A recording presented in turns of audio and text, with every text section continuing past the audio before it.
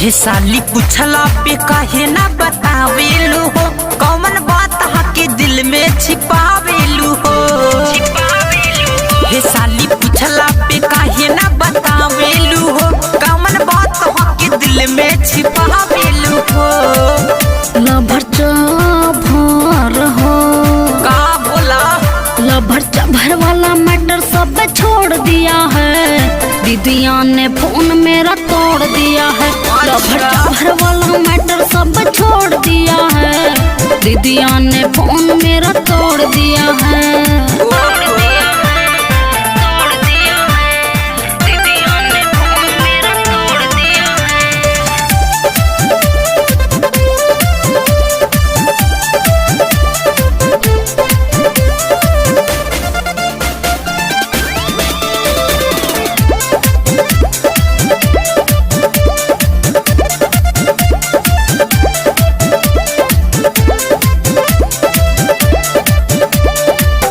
के बहाना तू मिली है ये रानी, सोनी के आँखें हमर बरसाता पानी, सोनी के आँखें हमर बरसाता पानी।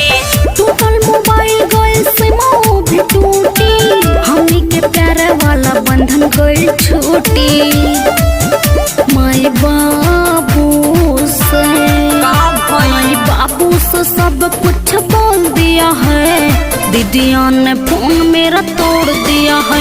माई बाबू से सब कुछ बोल दिया है, दीदिया ने फोन मेरा तोड़ दिया है। तोड़ दिया है, तोड़ दिया है, दीदिया ने फोन मेरा तोड़ दिया है। दीदिया ने फोन मेरा तोड़ दिया है।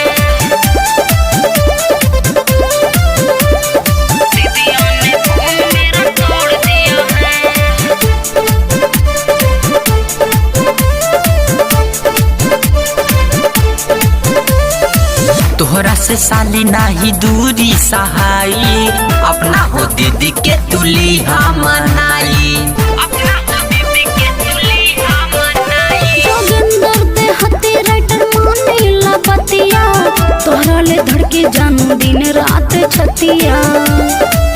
बिन सूरत हो, बिन सूरत ने सब राज खोल दिया है, दीदिया ने फोन मेरा तोड़ दिया है। बिन सूरत ने सब राज खोल दिया है, दीदिया ने फोन मेरा तोड़ दिया है।